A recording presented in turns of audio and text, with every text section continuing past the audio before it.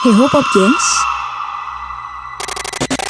kamu ngeri gak sih kalau perempuan berambut panjang dan berdaster putih tiba-tiba muncul di depan kamu? Tawanya melengking, tangisnya pilu, terbang berkeliaran di malam hari mencari janin. Tahu kan maksudku siapa? Sebutannya di tempat lain sih macem-macem. Ada yang Ponti dan ada yang Kunti. Setiap hari kusiram semua, Ponti dan Kunti, semuanya putih. Apaan sih? Ya, sejak jadi legenda populer di berbagai budaya Asia Tenggara, kuntilanak atau Pontianak memang ikonik, telah dihadirkan dalam berbagai produk sinema. Di Malaysia, visualisasinya telah dimulai sejak tahun 1958 dalam film Anak Pontianak, Sumpah Pontianak, hingga Gergazi. Di Indonesia, kemunculannya dalam layar lebar baru dimulai pada film Kuntilanak di tahun 1961. Komedi arahan Kurnain Suhardiman. Namun, popularitasnya itu baru menanjak sejak dimainkan oleh si ratu horor Susana pada dekade 70-an. Nah, setelah tahun 2000-an banyak nih yang nyoba ngikutin sang ratu horor. Mereka berusaha mendaur ulang karakter kuntilanak, tapi kebanyakan sih berakhir gagal karena berbagai alasan. Nah, mumpung aku lagi gabut, yuk kita gibahin film-film kuntilanak gagal ini. Pegawai MLM naik skuter, selamat datang di film populer.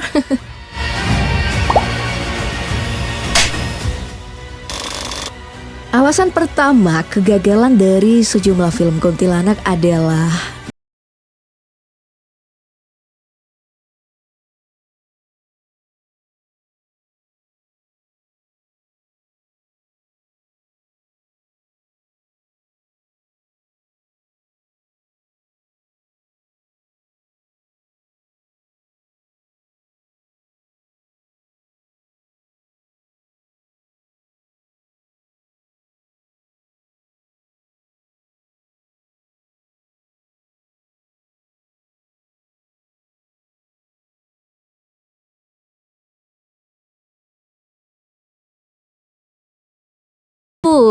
dari jadi au ah.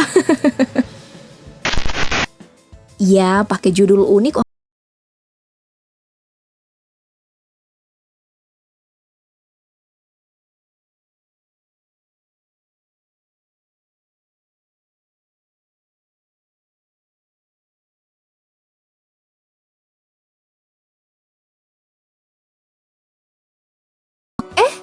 Ampe filmnya abis, gak ada tuh yang namanya kuntilanak kesurupan. Yang ada cuman Aziz gagap teriak-teriak. Lu di situ. Ada Kunti tuh Kunti. God. Terus, di film Rintihan Kuntilanak Perawan malah lebih parah. Ceritanya itu sama sekali bukan soal kuntilanak, tapi soal pembunuh berantai psikopat yang ngincer cowok gatel. Clickbait sih sah-sah aja ya Pop Geng. Cuman kalau kayak gini tuh kelewatan. Judulnya apa? Ceritanya apa? Udah nunggu rintihannya kagak ada. Well, selain aspek kemasan seperti penceritaan dan judul, kebanyakan film kuntilanak yang gagal juga bermasalah nih dari segi pemasarannya. Coba aja cek poster promosinya. Desainnya tuh gak banget, bikin mata perih. Anak DKV atau DKV, desainer grafis sampai ilustrator pasti nangis kalau lihat posternya. Udah pilihannya norak, terus dimensinya kalau nggak sensual, ya absurd. Dan ya, elemen sensual di poster promosi itu akhirnya memang jadi jualan utama untuk filmnya. Ada belahan yang melambai-lambai dalam layar sepanjang cerita, termasuk sampai di adegan jump scare-nya.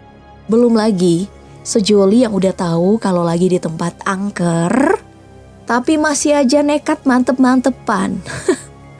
Aku sih literally, personally gak masalah ya. Gak bakal ngaruh juga kalau visual doang. Cuman kan penonton cowok jadi kasihan. Ini bukannya tegang karena Mbak Kunti, malah tegang gara-gara Mbak Dewi. Ya gak semua film kuntilanak setelah Susana berakhir gagal juga sih. Ada juga kok yang berhasil. Sukses dengan karakter dan ide segarnya masing-masing. Ada filmnya Mangku Jiwo yang nyeritain asal-usul Mbah Kunti.